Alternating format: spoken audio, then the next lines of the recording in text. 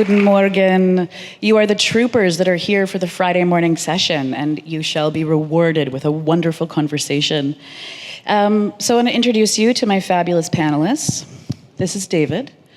Very important thing to know about him is that he used to be a professional bodybuilder, an award-winning professional bodybuilder. Long time. And in his spare time, he spends his time in his home gym teaching his 9-year-old son how to also be a buff fitness pro, which I think is pretty fantastic. Share a little bit about your company. Yeah, thank you very much, Hilary, and hi everyone. Great to be here again. I was here last year, and wonderful to be here again, seeing the crowds and the interest around this industry that's forming in one way or other. There's the good, the bad, and occasionally the ugly that we're seeing around the industry, right? So I've been about 11 years now working in this space, originally in Canada, working on licensing, compliance, security areas. And over the years, just kind of saw that there was a global market forming. So I worked on quite a few projects as the markets rolled out. Germany, some of the consulting for the early producers here. Ultimately, I was about to really launch into the global side when COVID came. So after COVID now, been getting back into the global side. We do M&A across the global cannabis industry. So working on acquisitions, mergers, some smart investment work as well as the capital markets have tightened up. And yeah, again, excited to be here. So Carmen is a bit of a speed demon. She used to drive race cars, and in her spare time, she likes to hurdle herself down mountains, either on skis or bicycles, going as fast as she possibly can. And now, in her spare time, what there is of it, she manages a race car team. So we'll be sure to have to learn more about that. But tell us a little bit more about your company. Yeah, Morena, everyone. My name is Carmen Doran. I'm the CEO of Helios Therapeutics. We are New Zealand's largest licensed producer of medicinal cannabis. Helios is a medicines company. We are very much focused on delivering outcomes for patients and have moved at speed to be able to do that in New Zealand. One of the things probably is a little bit of background around the New Zealand industry is just to understand the environment in which we work. So we are a full medical market in New Zealand. Any doctor can prescribe for any condition. And that came in on the 1st of October in 2021. The 4th of October 2021, just 4 days later, Helios launched our first products into market. So we're coming up on 2 years of products into market. Last year we launched New Zealand grown, New Zealand made medicines, and we're really able to drive access and affordability for our patients in New Zealand, and it's great to be able to come here and share some of what's happening in New Zealand with all of you this morning. Thank you. Peter, the true love of his life is a gorgeous, is she a lab, a golden lab? A golden retriever. Golden retriever. Named Daisy, who is beautiful. Do we have any other dog people in the audience? Can I see a show of hands about who my dog people are? Thank you. And in his spare time, he likes to surf. And I have seen a video of this man absolutely shredding it. So tell us a little bit about your company.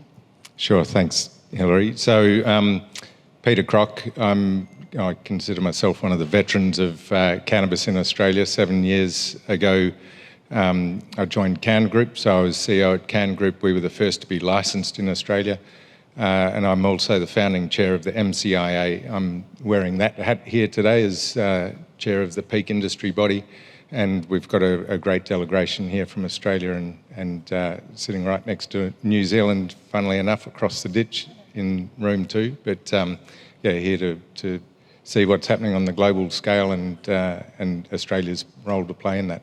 Fabulous, thank you. And I'll just introduce myself very quickly. I started distributing medical cannabis in the mid-90s in Canada. So I started the movement that turned into an industry in Canada, and then spent the past few years in the C-suite of Canopy Growth, and now I'm doing independent consulting work. So the first thing that I want to ask you, and any one of you can chime in, is do you think that in Australia or New Zealand or other emerging markets, are we going to be able to avoid the same boom and bust that we experienced in Canada from hyped up valuations and inflated market predictions? I might start with that one because, in fact, we've already been there, done that in Australia. We definitely got caught up in the Canadian bubble as it was inflating with the whole rec market coming on and the excitement that happened back in 2017 and 18. The Australian system only came into effect in 2016. It was announced 2017. We got the first licence in March of that year.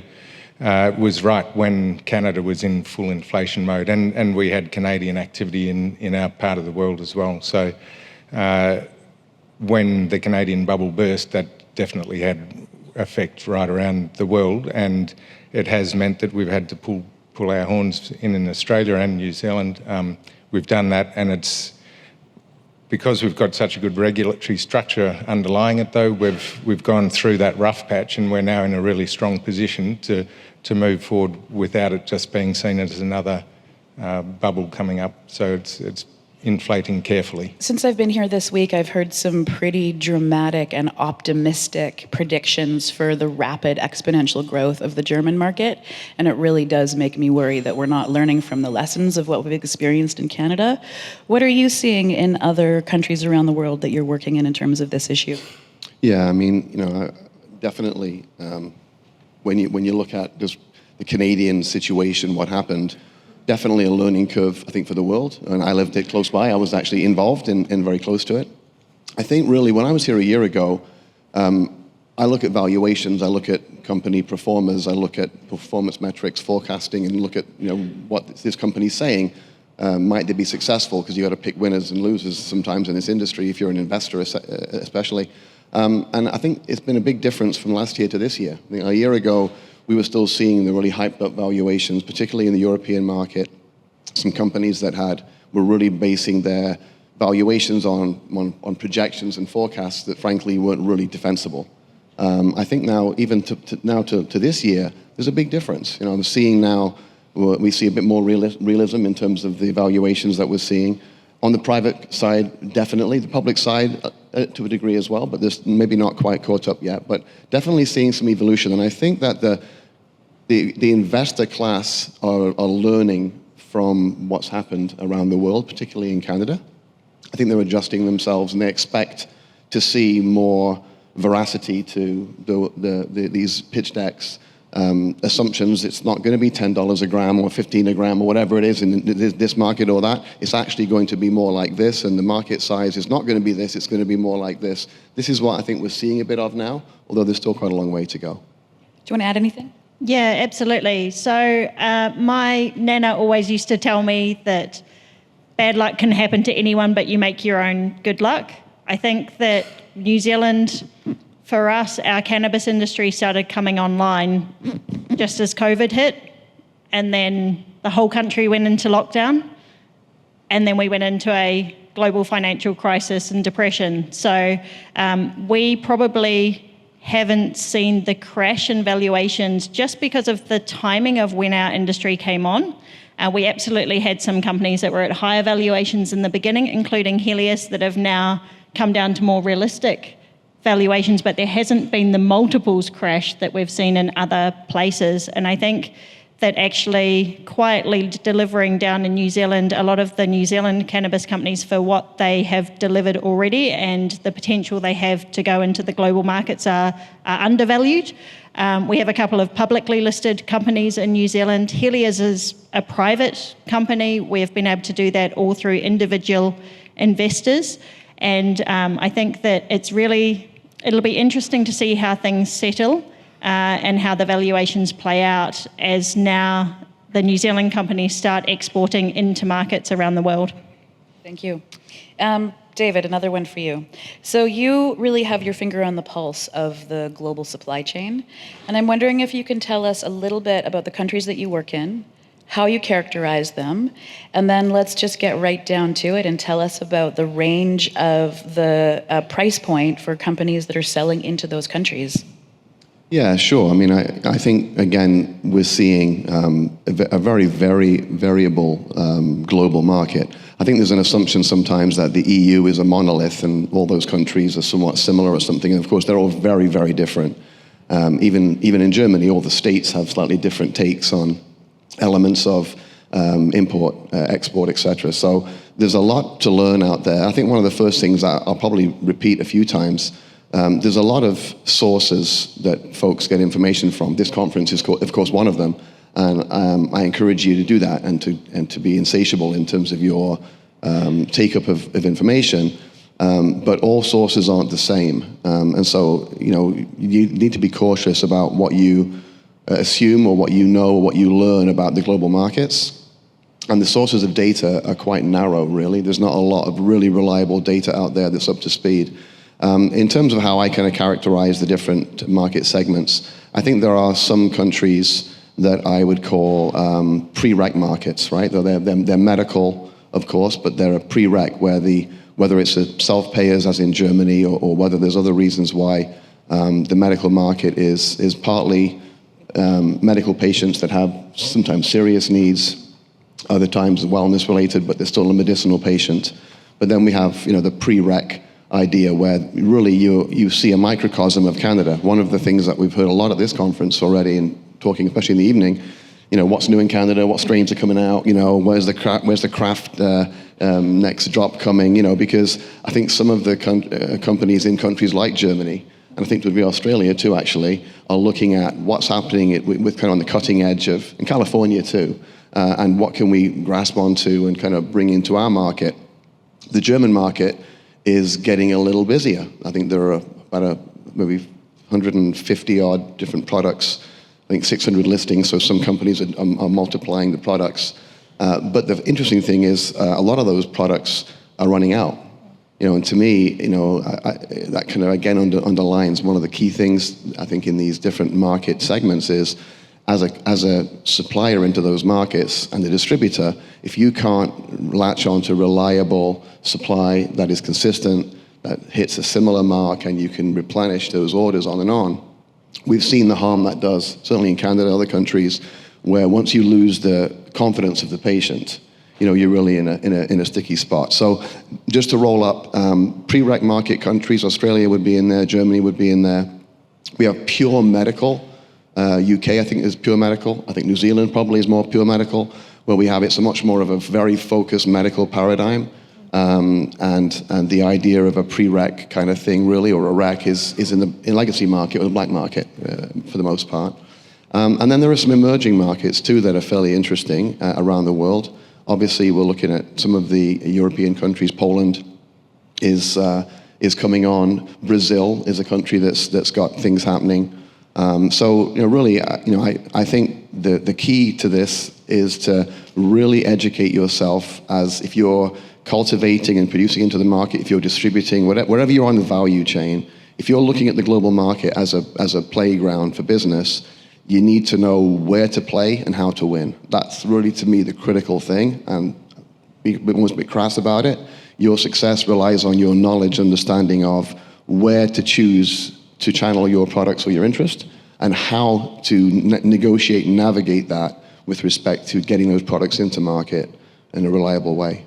And David, I was just going to say, in terms of characterising Australia as a pre-rec market, now you're pointing there at the volume of flower that's being sold into Australia, but I'd push hard on the fact that from a medical focus and perspective, Australia's in a really strong position, and it is absolutely where we're focused around bringing the science into cannabinoids in medicine and the regulatory environment we have there, and that's why it's important people understand if they're going to be bringing product into Australia and how it'll play in that space. The GMP requirement and the law changes as of tomorrow, so 1st of July, TGO 93 has a requirement that imports are equivalent quality to GMP, so that needs to be understood, but having that framework in place, the real opportunity we see is that being the basis for bringing clinical trial work to Australia, and that capability is going to, from a medical perspective, really be an important avenue forward for the global industry, I think. So I want to come back to talking about price per gram in terms of the price that cannabis is selling into these markets, and then how that corresponds to what the patients are paying. So perhaps you can talk a little bit about the range of what you're seeing of price per gram, and then I'd love to hear about what patients are paying per gram in both New Zealand and Australia. Yeah, I mean, pricing is very elastic, and pricing is not a stable thing, of course. It changes over time. Certainly in the Canadian market, we've seen a decimation of the B2B market where, high quality craft Canadian cannabis, can be selling for $1.50, $2 a gram in Canadian, which is sad to say, considering it costs that much almost to grow it. So it's been very challenging. There's lots of reasons for that. It's not going to be a focus for today's panel, but the Canadian market is difficult, and so there's lots of exporters from Canada that are looking for the higher price point in the global markets. That's probably the biggest thing to know about how the global industry is moving around, because there's lots of pressure from Canada and lots of flower from Canada that wants to go into the market. When you look at the pricing into, Israel is obviously a large market. That pricing has moved around. I think what we're seeing right now is anywhere from I'm going to talk Canadian dollars, probably from like a $2.75 to $3.75, $4 type pricing into Israel for decent quality craft. When we get into a market like Australia, again, there's categories, I think, of product, and all the different distributors pay different prices. There's no sort of set limit, but I think Australia, I've seen pricing actually get fairly low, but I've also seen pricing up at $5, $6 Canadian a gram. Probably five is probably a good number to say as a target if you're selling into that market. Germany, I think there's a little bit more opportunity if you are really doing quad craft cannabis that really ticks all the boxes. For better or worse, high THC, which is an issue that I think is a quite a debatable point. What we should be doing there. High terpene profile, bag appeal, all those boxes. I think we can see up to a price of €450 a gram, $450 around that range, and we're seeing roughly maybe double that for sales into the pharmacies roughly. It's kind of a bit of a guide. Again, it very much depends on the quality of the product and the players involved. So now we're talking in euros, and now I want to talk about the price per gram to patients in your countries, but I'm not doing the math on the fly. But I would love to hear about what patients are paying per gram, and also insurance structures in terms of if there's coverage for patients. Talk a little bit about which patients are eligible for what kind of insurance coverage. Yeah, sure. So from an Australian perspective, pretty simple maths. The flour around $10 a gram, so that's about €6, I think, isn't it? Something like that. But so that's at the patient level. There is some health cover, but it's not under the PBS, so the Pharmaceutical Benefit Scheme in Australia. You have to have a registered medicine go through that process, and all of the product in Australia is being sold under the Special Access Scheme as an unregistered medicine. So it's and there's a range that's been happening, and with the imports previously where they've been importing under TGO 93, the Therapeutic Goods Order, that remained silent on the GMP requirement, meant that we have seen a whole lot of flour come in from Canada and elsewhere. So there's quite a range of quality of product that's around, and patients in that space are quite discerning, and it's been an interesting space. So I think as that washes through now, and there has been a pile of material pushed into Australia ahead of the change in the legislation, but I think we'll see that settle down. Yeah, I was going to ask you, with the rules changing literally tomorrow, how long do you think it will be before the pricing in Australia settles down, and have you got a prediction on where it will land? Maybe explain about the rules that are changing tomorrow in case everybody in the audience isn't quite up to speed with that. Yeah, so TGO 93 is the technical term, Therapeutic Goods Order, and when they introduced cannabis and opened up the Special Access Pathway Scheme as unregistered medicines, they had a requirement that anything came in had to be free of contaminants, heavy metals, aflatoxin, ochratoxin. But someone worked out pretty early on, hang on, they didn't say anything about GMP, whereas Australian manufactured material any licensed operator in Australia has to produce to GMP. We're only allowed export GMP quality product. So it was not altogether helpful oversight in how the legislation was put into play to start with. Yes, it helped get the ball rolling, and because we didn't yet have an industry producing any material, it meant that we could bring material in, and that worked. But then some entrepreneurial people worked out, hang on, we can actually get a technical term shitload of material in that doesn't come in with that GMP overhead on it. Well, there's a lot of talk right now about what I'm hearing is GMP washing, in terms of being able to really still, people trying to figure out how they can still check the boxes on being able to get their product into Australia. You know, I think it's also an interesting conversation, the difference between GMP and quality cannabis. You know, you talk about bag appeal and how well it's cured and how well it's trimmed, and a lot of the conversation that I'm hearing really is I think is assuming that a GMP product is going to be the highest quality product. And in fact, I think we know from a consumer perspective that that's not true.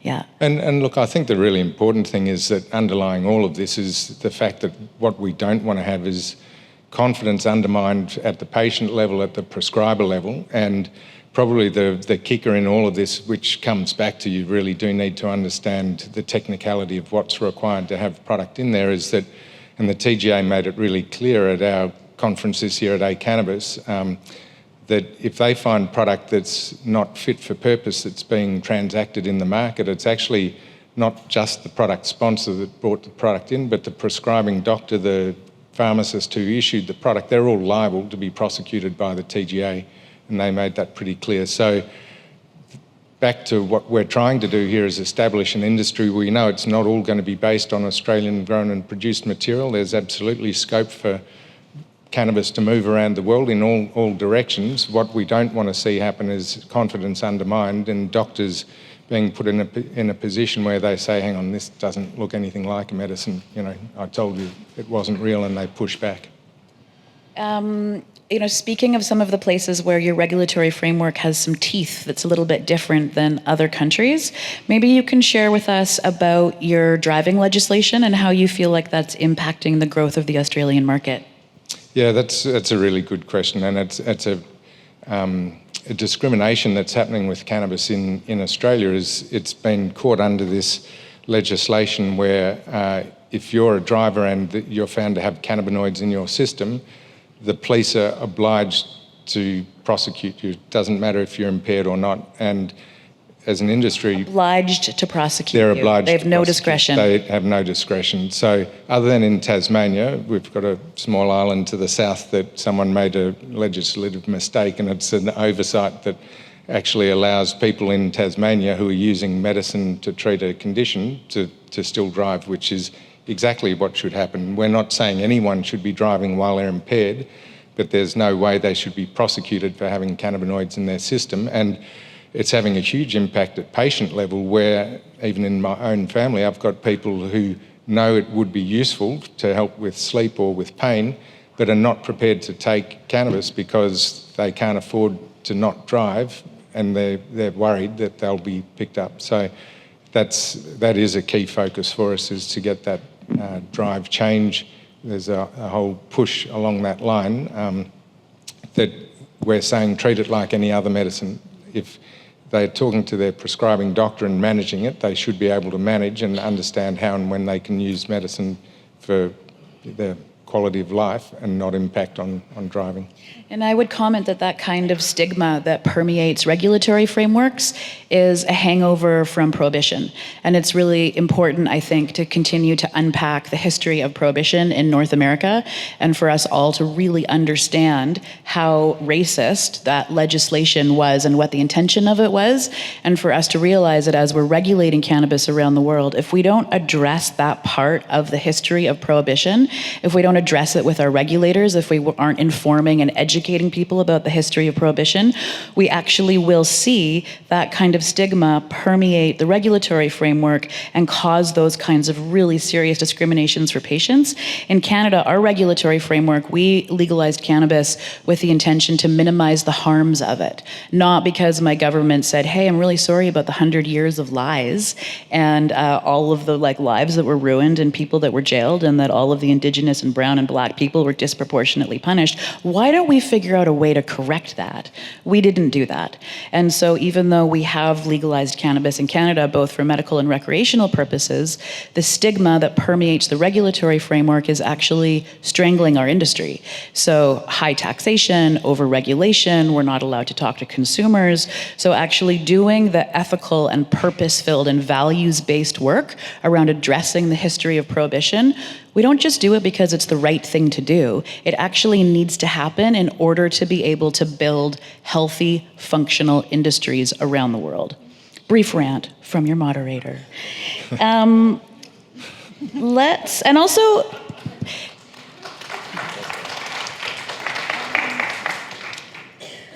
Let's talk about New Zealand. Because Carmen, as I've had the opportunity to get to know you, one of the things that I really appreciate about your narrative is you are really patient-focused. I don't hear you talking about market size and margins. I really hear you talking about patient outcomes, and you have a beautiful patient-centric approach. And I think that that approach is growing your market. And tell us about how you see the stigma dissolving in New Zealand and how and why that's happening and what you and the other companies are doing to address those issues. Yeah, absolutely. So maybe to help put it into context, let me start with the numbers that I haven't spoken about already, and that'll give you some insight as to how we've been able to move the dial on those numbers. So when I was here last year at ICBC, we were talking about 30,000 patients in New Zealand accessing medicinal cannabis in 2021. We're a small nation, just 5 million people. In 2022, we had 60,000 prescriptions written for medicinal cannabis, so a double. We predicted that 2023 it was going to double again to around 120,000 prescriptions, but actually halfway through the year we see that the market is growing faster than what we thought it was going to be, and it will land higher than that. That is because people are talking to each other. The medicine is actually really helping people. A lot of it is patient-driven and patient-led. So they might be talking to their neighbour over the back fence, and their neighbour is complaining about not sleeping, and they say, "Oh, I'm trying cannabis. How about you try that?" So where the gap then falls is to the prescribers, because a patient goes to the prescriber and says, "I want to try cannabis," and the prescriber says, "I don't know anything about it." So one of the key things that Helios, but also all of the other companies that are providing medicinal cannabis in New Zealand are doing is working with the doctors. We were all at a GP conference just 2 weeks ago before jumping on planes and coming to Berlin. And at that GP conference in Rotorua, there was a 2-hour plenary session around medicinal cannabis that was really well attended. So there is also, I guess, a pull from the doctors, and we are trying to fill that vacuum of information so that we can then provide for more and more patients. Awesome.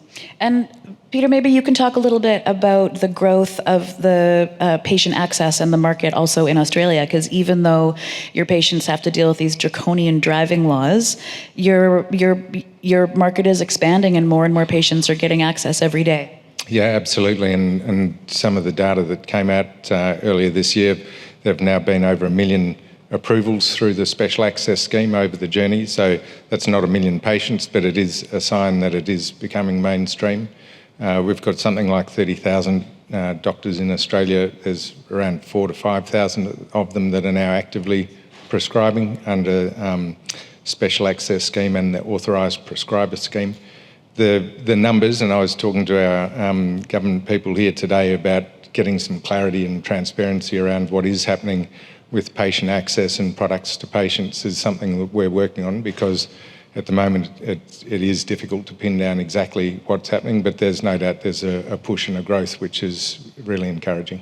And investing in physician education is something that sometimes companies in the early stages have a hard time committing to, because it's an investment that rises the tide for all ships, right? But instead of companies really focusing on the same group of prescribers and trying to get their sort of loyalty, the work to convert new physicians into the space is actually what's going to touch more patients in the end. Yeah, and as an industry association, that's a key role we're playing to do that, because as an unregistered medicine, it's illegal to do any sort of promotion or advertising. So, and you can't do that at a company or product specific level, but as an industry association, we can absolutely bring it Teach to the fore. physicians. Yeah. So you two have trade representatives from your government here at this event.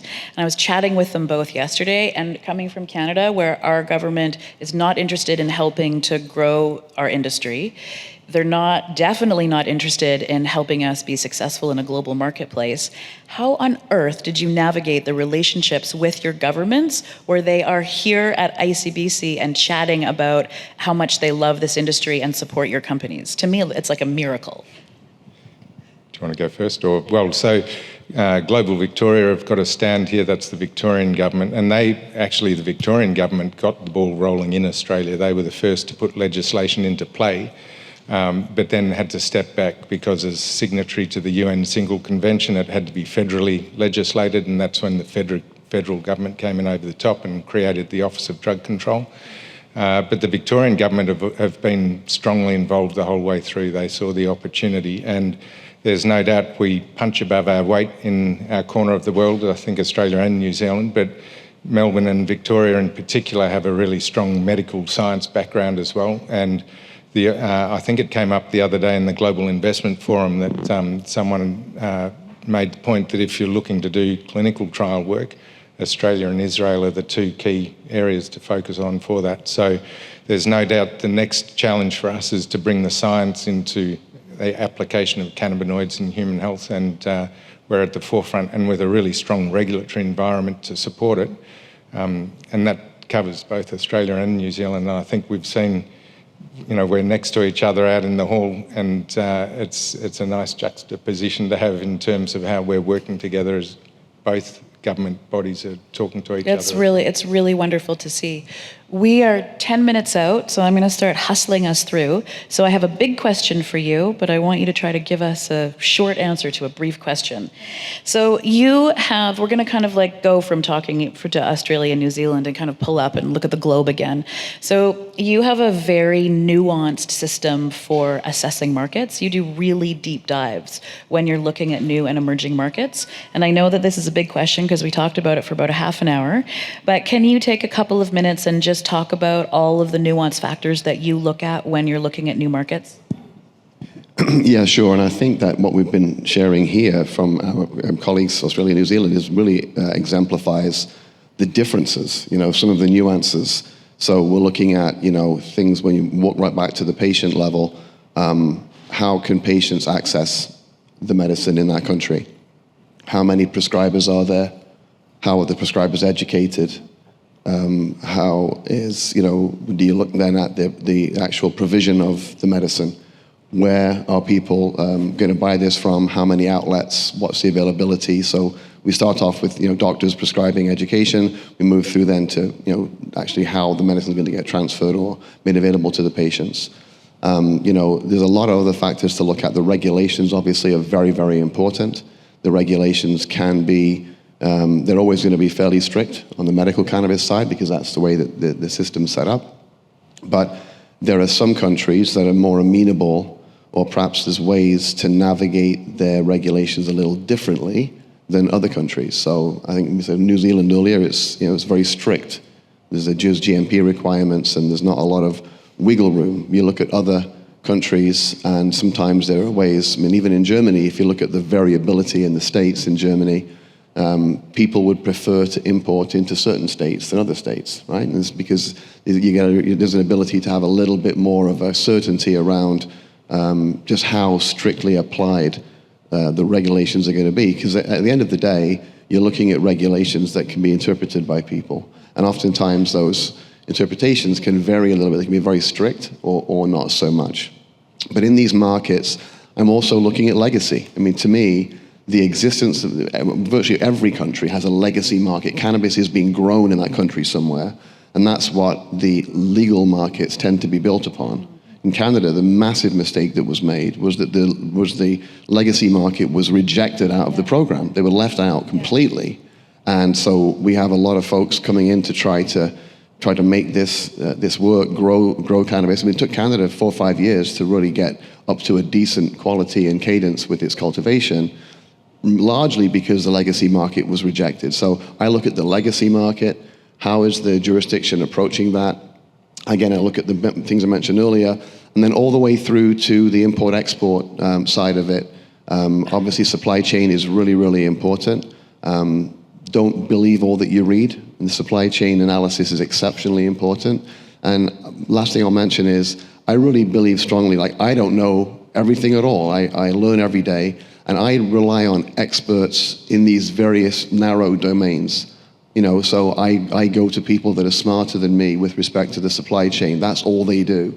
Or with prescribers, or with clinics and this kind of thing. That's very, very important to focus on. You cannot just think that you're going to read and understand. You've got to go to the experts in those narrow areas. Well, as a long-term legacy operator, I certainly appreciate your respect for the wisdom and the experience from those of us that have been in it for decades before regulation, continuing to have a key place in the new global industry. Okay. I want to switch and talk about a couple of my favorite subjects. So I want to talk about social justice and sustainability. I'm wondering, in both New Zealand and Australia, if there is conversation about how to include your Indigenous populations that were disproportionately punished by prohibition, and if they are on-ramping into the industry, and if they're going to reap some of the benefits of regulated cannabis. Yeah, so in New Zealand, I think we're working on that. There's still work to do, but if I go back to the beginning where our regulations came in, I think there's some nice examples of where we've been able to pave the way for those that maybe have been disproportionately punished in the past. There's 2 things in New Zealand that are really interesting around this. One is that we can transition illicit genetics into the legal medicines market through a declaration process with our Ministry of Health. And so those legacy strains where people have been accessing that, often medicinally, are able to come into a legal framework. And then the other point is really something that was petitioned before my time, before I came into the industry, but that the founders of the industry across the industry really pushed for, was around those with criminal charges being allowed into the industry or not. And I know this was a contentious discussion at the time, but in New Zealand, those that have had previous convictions for cannabis can work in the industry, and I think that this opens the doors to some people to be able to transition across, and we've seen some examples. Ready to move to New Zealand. I'm sold. Peter, can you add just very quickly, because we're getting close to the end, if you want to comment anything about on-ramping and including your Indigenous populations in Australia? I think we should look at what they're doing in New Zealand. They've done it really well. We've got a big issue in Australia this year with the referendum that's happening around the voice for Indigenous people, and unfortunately that's become politicised. I'm hoping Australia doesn't miss the opportunity to take the first step there, which should be to give them a voice. So that's my position, and I'll happily put that out there. But yeah, no, there's still a lot more to do. And what about sustainability reporting? Is there conversations in your countries about requirements for starting to report on your carbon footprint and your other environmental KPIs? There are. It's definitely a focus, and for a number of the research bodies and universities involved in some of the work we're doing, I think that's going to be a real focus for the next stage. But there's a long way to go on that too. But it's definitely high on the agenda in Australia. Yeah, and I'm just going to take 1 minute to say that any of you that are operating in the EU, it would be good to have a look at the corporate responsibility or the corporate sustainability reporting disclosures that were passed in April, because pretty much all small and medium-sized enterprises working in the cannabis industry in Europe are going to be required to be doing very significant sustainability reporting in the next 2 years, including reporting on scope 3, which means the impact of your supply chain. So your partners are going to need to be able to be doing their data collecting and their reporting. This is something that I've been researching, and I'm super passionate about making sure that the folks in our industry are sort of waking up and getting prepared to do this kind of work, because you don't want to be scrambling to do it in the last moment. It becomes very complex and expensive to do if you're scrambling. So if you want to talk about sustainability reporting, come and find me. The last thing that I want to do is I just want to give each one of you an opportunity to essentially tell the audience, like, why did you come to ICBC and what are you looking for? So in terms of the connections you're trying to make, the partners that you're trying to make, if you want to buy something or sell something, for the folks that are in the audience, who are the people that you would like to come and talk to you when our panel is over? Yeah, so I think for Australia, with the recent changes to the legislation, people understanding that the opportunity for medicinal cannabis is a global one. Getting cannabinoids into human health is the key focus. I think that's the key message for Australia. I think the pre-rec discussion around what's happening in that flower space and moving too quickly to a recreational market would really damage getting the clinical work and the science done. So that's one of the challenges we've got, but we want to move the whole thing forward, and having confidence in and not undermining confidence is really a key part of the focus. So being aware of what's happening in this part of the world and vice versa is why we're here for ICBC. Carmen. Yeah, so we're at a B2B conference, so I think this is a two-way street in terms of what we are asking for. So I've found some great partners already to bring our New Zealand grown, New Zealand made medicines to this side of the world. But if you are looking for a super high quality medicine, then stop by the New Zealand booth 383, and have a chat to me or some of the other New Zealand companies that are here. We're looking for partnerships and distribution pathways. The other part, in terms of the two-way street, in terms of what I'm looking for, is as we are growing the industry quickly, for us at Helios, we are looking for people who might want to come to New Zealand. I know it's a really tough sell to move to New Zealand. Hilary's coming already. But I can bring my dog, right? We can import my dog. We're looking for people with EU GMP experience and highly controlled indoor grow or an extraction that might want to come and spend 6 months or a year or maybe even longer in New Zealand and help us to accelerate our industry so that we can deliver more products to more patients around the world. So I think we could show you a good time in New Zealand, and we could also learn from some people who've been there and trod the path before. Well said. And David, let's talk about the services that you offer and the partners that you're looking for here. Yeah, I mean, it's a B2B conference. Obviously, we attend patient conferences, and the focus there is a bit different. This is B2B, which is going to make my remarks are mainly focused in that direction. We really recognize the lack of capital in the market, and that's what a lot of people are telling us, whether it's clients, friends, associates. Then they're struggling to get access to capital. And in that environment, you've got to be a lot more creative, a lot more nimble. So our work is based around navigation. We help people to navigate access to capital. We help people to navigate creative ways to get their products into global markets. That's kind of where we operate. We're at booth 345, and happy to talk. We've got a team of 4 people there, and love to talk to anyone that wants to come by. It's been such a pleasure getting to know the three of you as we prepared for this conversation, and you're stuck with me for life now. We're going to be lifelong friends. I look forward to continuing to collaborate, and thank you for this fantastic conversation. What a pleasure. Well done. Thanks, Hilary.